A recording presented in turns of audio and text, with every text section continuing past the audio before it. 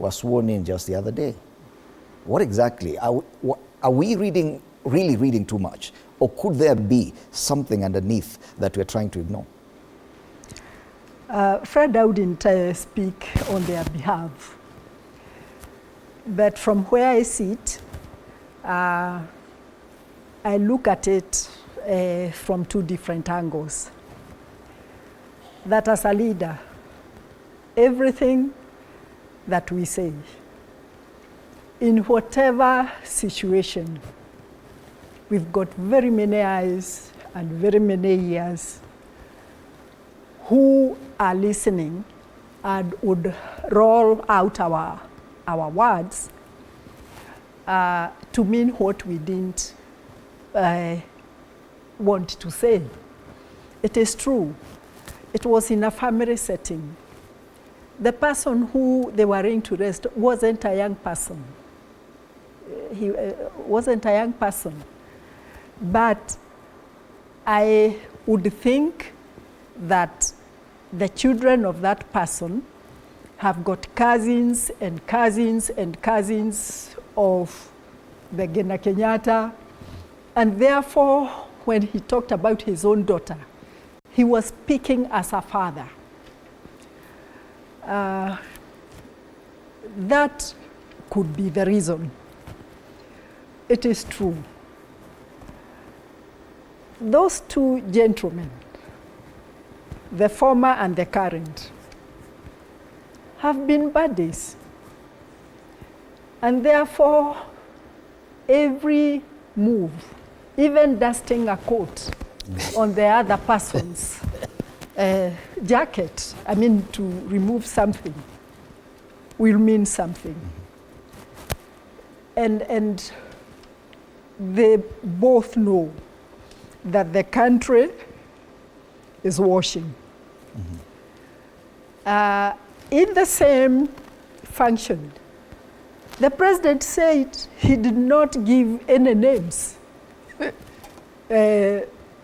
for inclusion into the cabinet. Nobody picked that.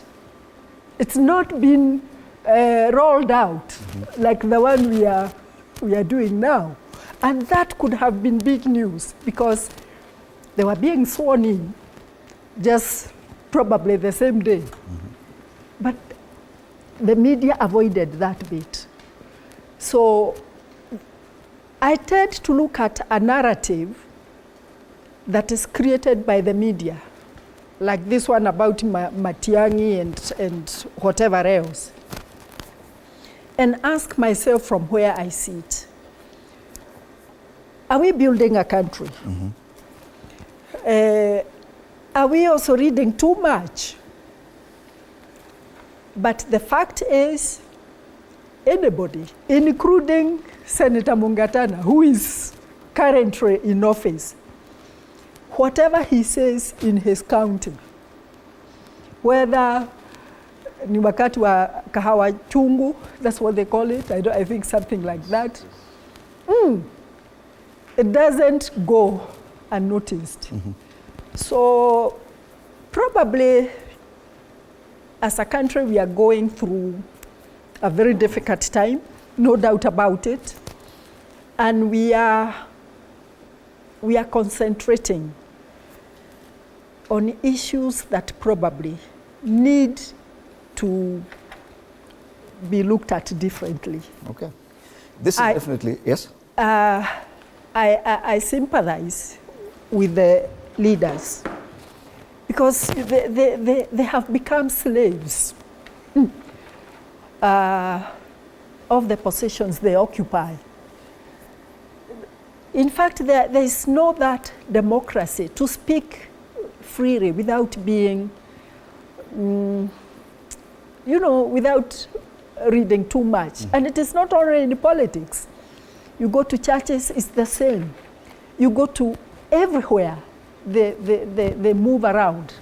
It's like they are prisoners of the positions they hold. Oh, yes, and definitely the president felt the need to respond to his predecessor on this issue. This is one of the stories covered by our reporters. Let's watch and see how the president responded to Uhuru Kenyatta.